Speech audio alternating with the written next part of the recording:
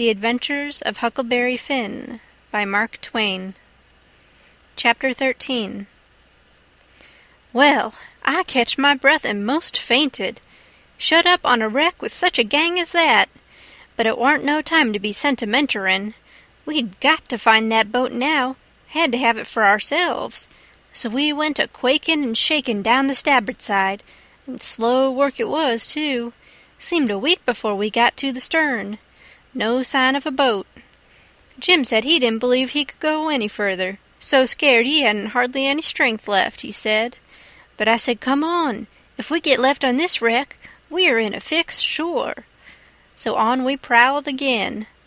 We struck for the stern of the Texas and found it, and then scrabbled along forwards on the skylight, hanging on from shutter to shutter, for the edge of the skylight was in the water. When we got pretty close to the cross-hall door, there was the skiff, sure enough. I could just barely see her. I felt ever so thankful. In another second I would have been aboard of her, but just then the door opened. One of the men stuck his head out, only about a couple of foot from me, and I thought I was gone. But he jerked it in again, and says, "Heave that blame lantern out of sight, Bill." He flung a bag of something into the boat, and then got in himself and sit down. It was Packard. Then Bill, he come out and got in. Packard says in a low voice, "All ready, shove off." I couldn't hardly hang on to the shutters, I was so weak. But Bill says, "Hold on. Do you go through him?" "No, didn't you?" "No. So he's got his share of the cash yet." "Well, then come along. No use to take truck and leave money." "Say, won't he be suspicious what we're up to?" "Maybe he won't, but we got to have it anyway. Come along." So they got out and went in. The door slammed to because it was on the careened side, and in a half-second I was in the boat, and Jim come tumbling after me. I out with my knife and cut the rope, and away we went. We didn't touch an oar, and we didn't speak nor whisper, nor hardly even breathe. We went glidin' swift along, dead silent, past the tip of the paddle box and past the stern. Then in a second or two more we was 100 yards below the wreck, and the darkness soaked her up, every last sign of her, and we was safe and knowed it. When we was 300 or 400 yards downstream, we see the lantern show like a little spark at the Texas door for a second, and we knowed by that the rascals had missed their boat, and was beginning to understand that they was in just as much trouble now as Jim Turner was. Then Jim manned the oars, and we took out after our raft. Now was the first time that I begun to worry about the men. I reckon I hadn't had time to before. I begun to think how dreadful it was, even for murderers, to be in such a fix. I says to myself, there ain't no telling but I might come to be a murderer myself yet, and then how would I like it?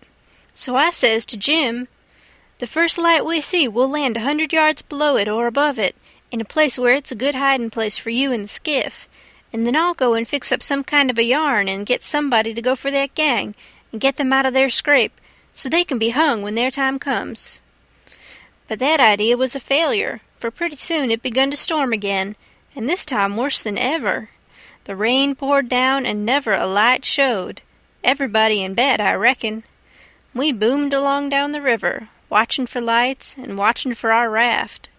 After a long time the rain let up, but the clouds stayed, and the lightning kept whimpering, and by a flash showed us a black thing ahead, floating, and we made for it.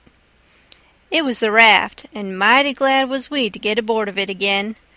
We seen a light now away down to the right on shore, so I said I would go for it. The skiff was half full of plunder which that gang had stole there on the wreck. We hustled it onto the raft in a pile, and I told Jim to float along down and show a light when he judged he had gone about 2 mile, and keep it burning till I come. Then I manned my oars and shoved for the light. As I got down towards it 3 or 4 more showed, up on a hillside. It was a village. I closed in above the shore light, and laid on my oars and floated. As I went by, I see it was a lantern hanging off the jackstaff of a double-hull ferry-boat. I skimmed around for the watchman, a-wondering whereabouts he slept, and by I found him roosting on the bitts forward, with his head down between his knees. I gave his shoulder 2 or 3 little shoves and begun to cry. He stirred up in a kind of a startlish way, but when he see it was only me, he took a good gap and stretch, and then he says, "Hello, what's up? Don't cry, bub, what's the trouble?" I says, "Pap, and Mam, and Sis, and—" Then I broke down. He says, "Oh, dang it now, don't take on so. We all has to have our troubles, and this'n'll come out all right. What's the matter with 'em?" They're... Are you the watchman of the boat?" "Yes," he says, kind of pretty well satisfied like. "I'm the captain and the owner, and the mate and the pilot, and watchman and head deckhand, and sometimes I'm the freight and passengers. I ain't as rich as old Jim Hornback, and I can't be so blame generous and good to Tom, Dick, and Harry as what he is, and slam around money the way he does, but I've told him a many a time that I wouldn't trade places with him, for, says I, a sailor's life's the life for me, and I'm derned if I'd live 2 mile out of town where there ain't nothing ever going on, not for all his spondylix, and as much more on top of it. Says I broke in and says, "They're in an awful peck of trouble, and—" "Who is?" "Why, Pap and Mam and Sis and Miss Hooker, and if you'd take your ferry boat and go up there—" "Up where? Where are they?" "On the wreck." "What wreck?" "Why, there ain't but one." "What, you don't mean the Walter Scott?" "Yes." "Good land! What are they doing there, for gracious sakes?" "Well, they didn't go there a purpose." "I bet they didn't. Why, great goodness, there ain't no chance for 'em if they don't get off mighty quick. Why, how in the nation did they ever get into such a scrape?" "Easy enough. Miss Hooker was a-visitin' up there to the town." "Yes, Booth's Landin'. Go on." "She was a-visitin' there at Booth's Landin', and just in the edge of the evenin' she started over with her nigger woman in the horse ferry to stay all night at her friend's house, Miss what you may call her, I just remember her name, and they lost their steerin' oar and swung around and went a-floatin' down stern first about 2 mile and saddle-bagsed on the wreck, and the ferryman and the nigger woman and the horses was all lost, but Miss Hooker she made a grab and got aboard the wreck. Well, about an hour after dark, we come along down in our trading scow, and it was so dark we didn't notice the wreck till we was right on it, and so we saddle-bagsed, but all of us was saved but Bill Whipple, and oh, he was the best creature. I most wish it had been me, I do."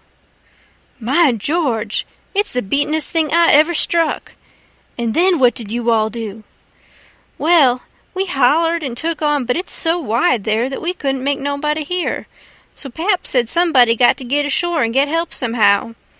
I was the only one that could swim, so I made a dash for it, and Miss Hooker she said if I didn't strike help sooner come here and hunt up her uncle, and he'd fix the thing. I made the land about a mile below, and been fooling along ever since, trying to get people to do something, but they said, 'Why, in such a night and such a current, there ain't no sense in it. Go for the steam ferry.' Now, if you'll go and— By Jackson, I'd like to, and blame it, I don't know but I will. But who in the dingnation's a-going to pay for it? Do you reckon your Pap—" "Why, that's all right.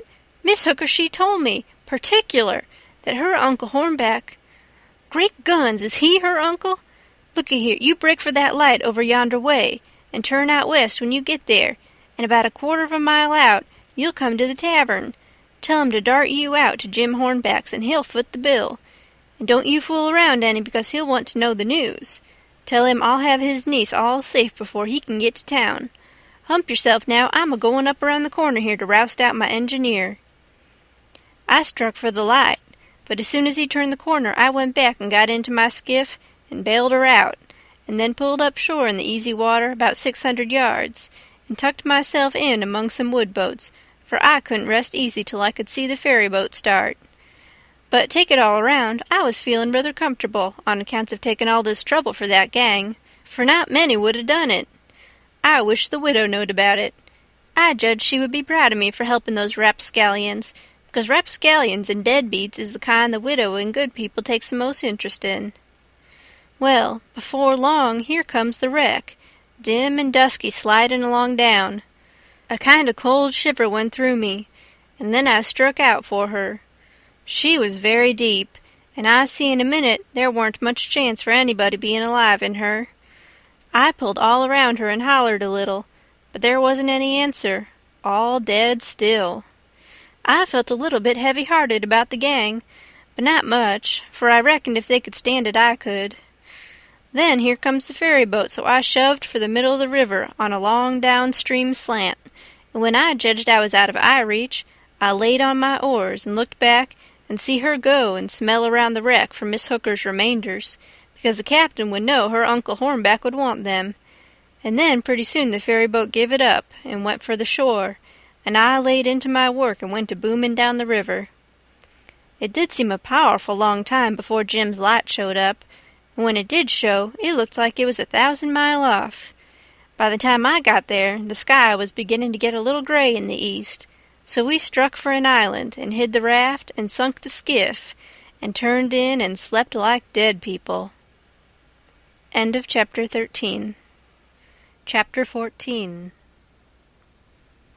By and by, when we got up, we turned over the truck the gang had stole off of the wreck, and found boots and blankets and clothes and all sorts of other things, and a lot of books and a spyglass and 3 boxes of cigars. We had never been this rich before in neither of our lives. The cigars was prime. We laid off all the afternoon in the woods talking, and me a-reading the books, and having a general good time. I told Jim all about what happened inside the wreck and at the ferry boat, and I said these kinds of things was adventures, but he said he didn't want no more adventures. He said that when I went in the Texas, and he crawled back to get on the raft and found her gone, he nearly died, because he judged it was all up for him any way it could be fixed. For if he didn't get saved, he would get drownded, and if he did get saved, whoever saved him would send him back home so as to get the reward, and then Miss Watson would sell him South Shore. Well, he was right. He was most always right. He had an uncommon level head for a nigger. I read considerable to Jim about kings and dukes and earls and such, and how gaudy they dressed, and how much style they put on, and called each other your majesty, and your grace, and your lordship, and so on, 'stead of mister, and Jim's eyes bugged out, and he was interested. He says, "I didn't know they was so many on 'em.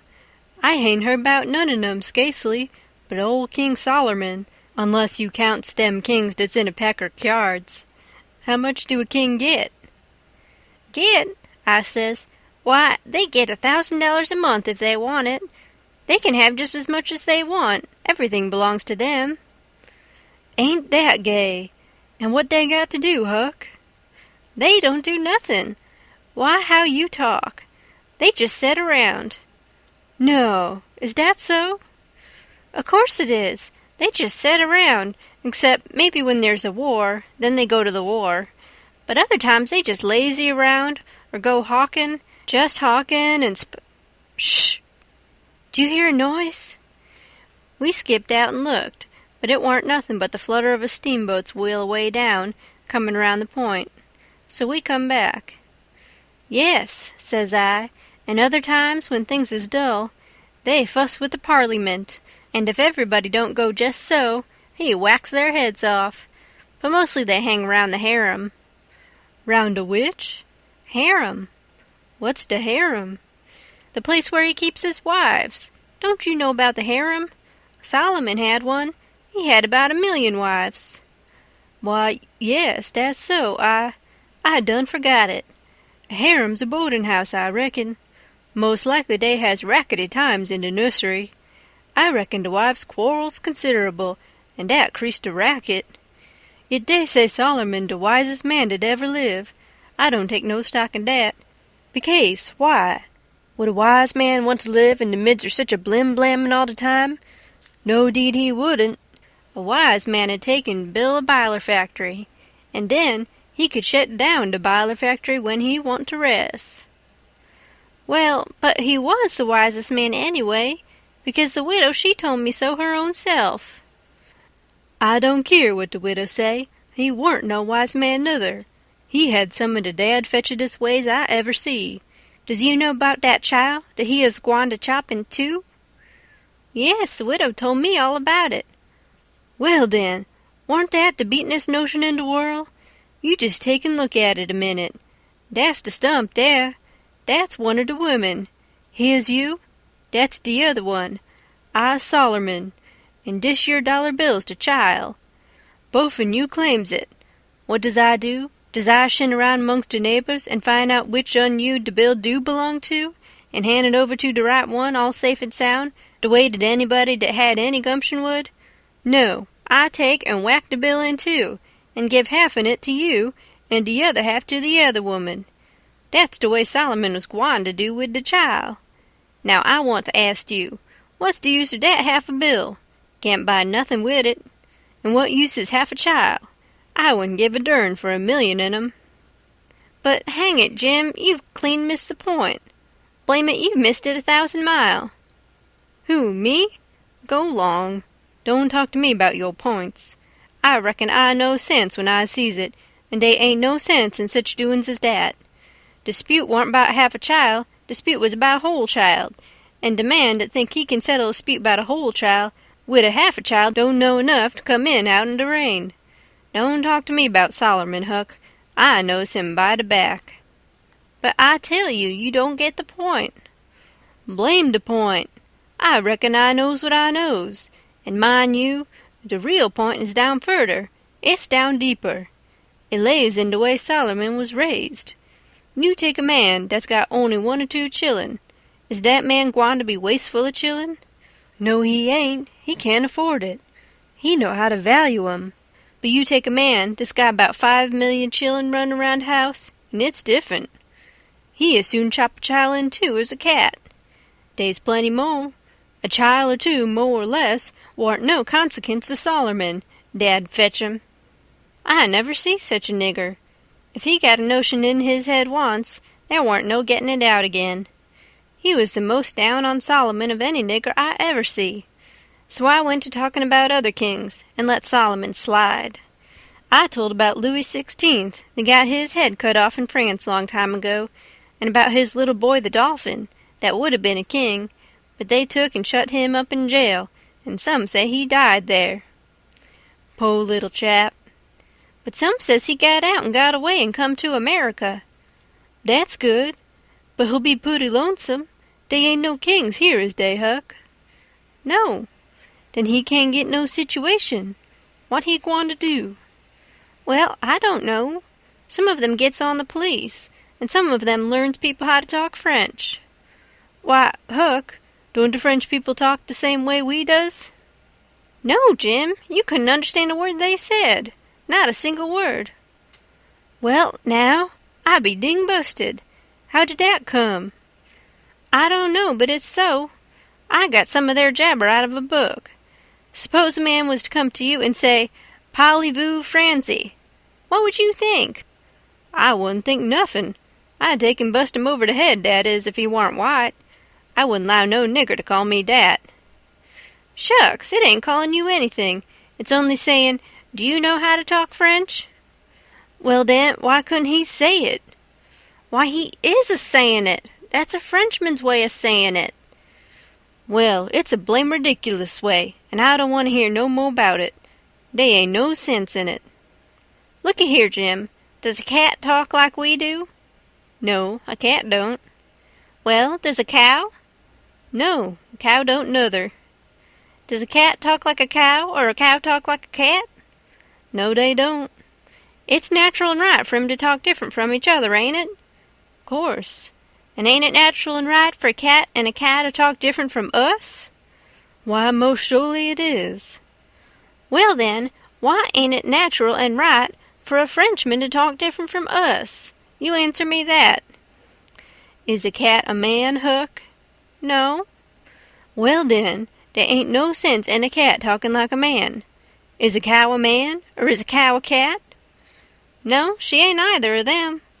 Well, then, she ain't got no business to talk like either one or the other of 'em. Is a Frenchman a man? Yes. Well, then, dad blame it, why don't he talk like a man?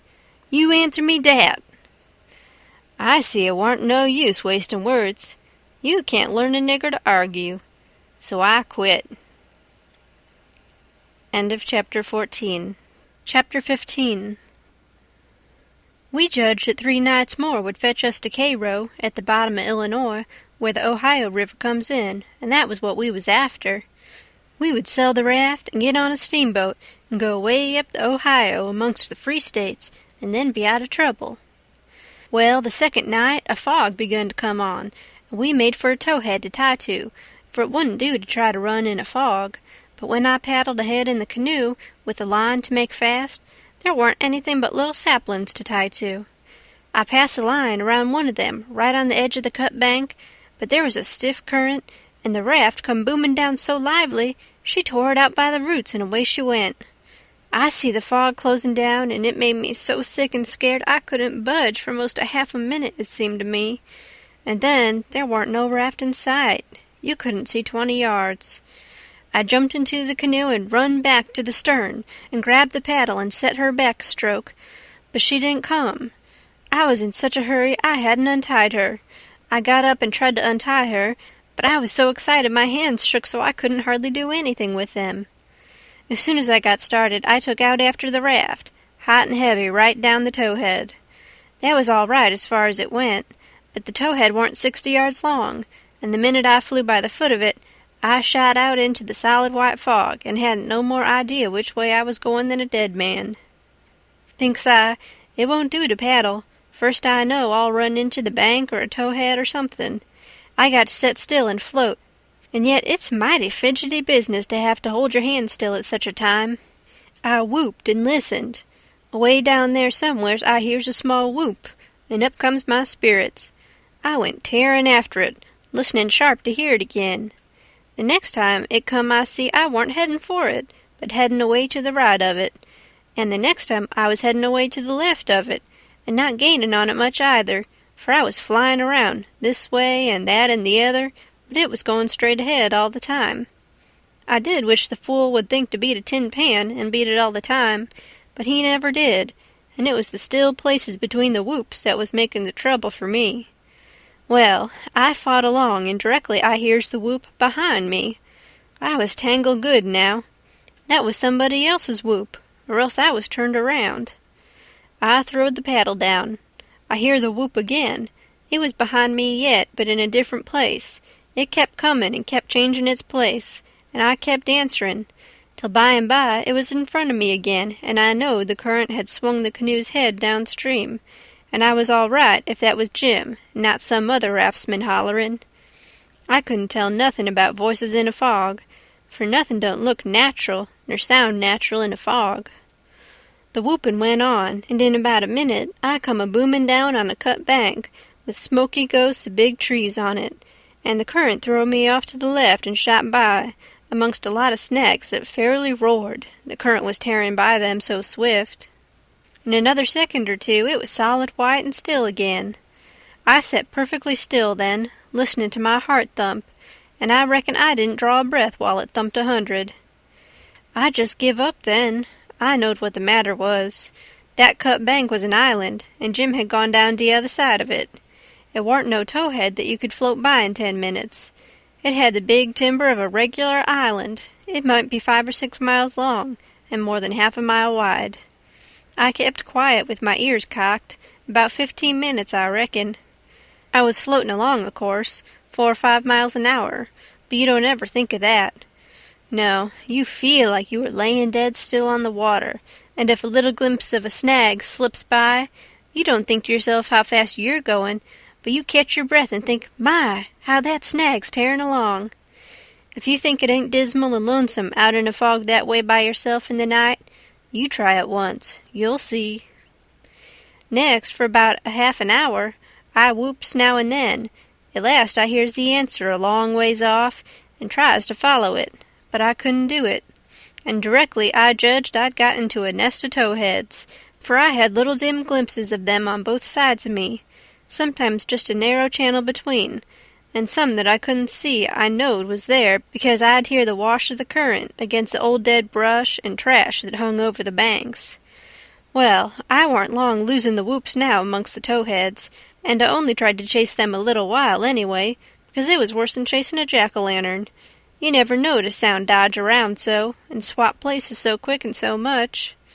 I had to claw away from the bank pretty lively 4 or 5 times to keep from knocking the islands out of the river, and so I judged the raft must be butting into the bank every now and then, or else it would get further ahead and clear out of hearing. It was floating a little faster than what I was. Well, I seemed to be in the open river again by and by, but I couldn't hear no sign of a whoop nowheres. I reckon Jim had fetched up on a snag, maybe, and it was all up with him. I was good and tired, so I laid down in the canoe and said I wouldn't bother no more. I didn't want to go to sleep, of course, but I was so sleepy I couldn't help it.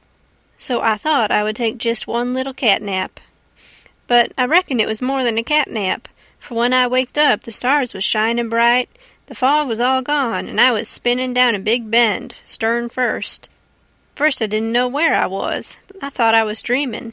When things began to come back to me, they seemed to come up dim out of last week. It was a monstrous big river here, with the tallest and the thickest kind of timber on both banks, just a solid wall, as well as I could see by the stars. I looked away downstream and seen a black speck on the water. I took after it, but when I got to it, it warn't nothing but a couple of saw logs made fast together. Then I see another speck and chased that, then another, and this time I was right. It was the raft. When I got to it, Jim was setting there with his head down between his knees, asleep, with his right arm hanging over the steering oar. The other oar was smashed off, and the raft was littered up with leaves and branches and dirt. So she'd had a rough time. I made fast and laid down under Jim's nose on the raft, and began to gap and stretch my fists out against Jim, and says, "Hello, Jim, have I been asleep? Why didn't you stir me up?" "Good gracious, is that you, Huck?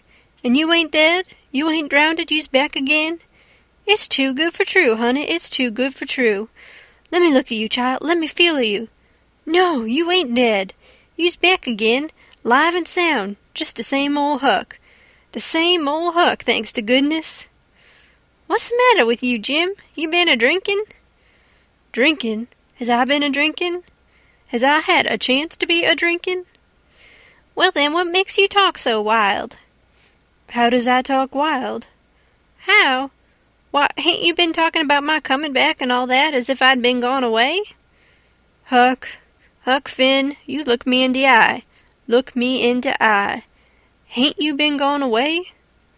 "Gone away? Why, what in the nation do you mean? I hain't been gone anywheres. Where would I go to?" "Well, looky here, boss, dey's something wrong, dey is. Is I me, or who is I? Is I here, or where is I? Now dat's what I wants to know." "Well, I think you're here plain enough, but I think you're a tangle-headed old fool, Jim." "I is I? Well, you answer me dis. Didn't you tote out de line in de canoe for to make fast to de towhead?" "No, I didn't. What towhead? I ain't seen no towhead." "You hain't seen no towhead? Looky here, didn't de line pull loose and de raft go a-hummin' down de river and leave you in de canoe behind in de fog?" "What fog?" "Why, de fog that's been around all night. And didn't you whoop and didn't I whoop, till we got mixed up in de islands, but one of us got lost and the other one was just as good as lost, 'case he didn't know where he was? And didn't I bust up agin a lot of dem islands and have a turrible time and most get drownded? Now ain't that so, boss? Ain't it so? You answer me dat." "Well, this is too many for me, Jim.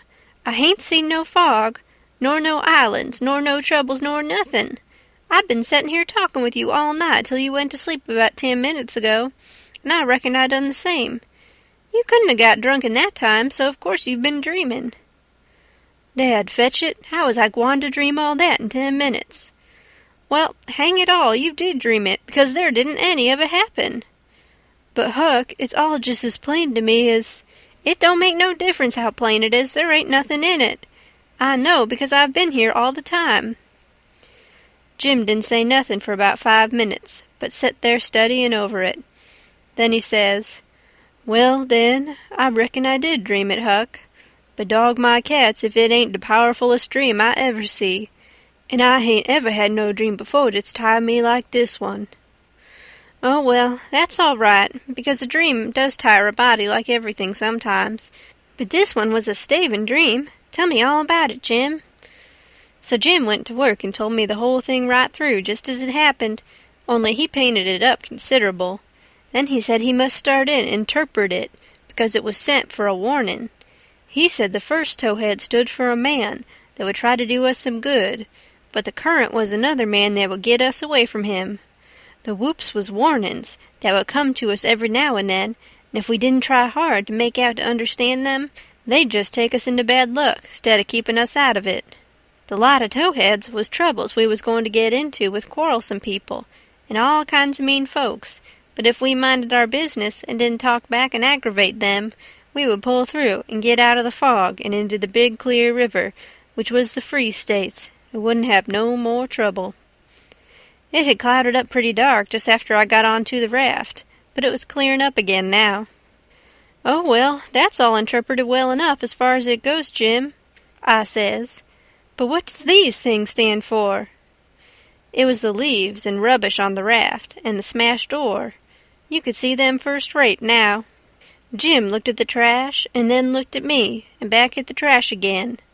He had got the dream fixed so strong in his head that he couldn't seem to shake it loose and get the facts back into its place again right away. But when he did get the thing straightened around, he looked at me steady, without ever smiling, and says, "What do they stand for? I's gwine to tell you. When I got all wore out wid work, and wid callin' for you, and went to sleep, my heart was most broke because you was lost, and I didn't keer no more what become of me and de raft.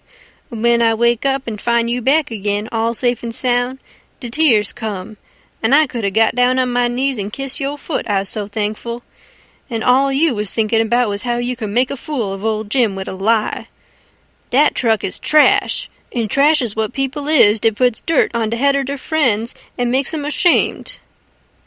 Then he got up and walked to the wigwam and went in there without saying anything but that. But that was enough. It made me feel so mean I could almost kiss his foot to get him to take it back. It was 15 minutes before I could work myself up to go and humble myself to a nigger, but I done it, and I weren't ever sorry for it afterwards, neither. I didn't do him no more mean tricks, and I wouldn't 'a' done that one if I'd 'a' knowed it would make him feel that way. End of chapter 15.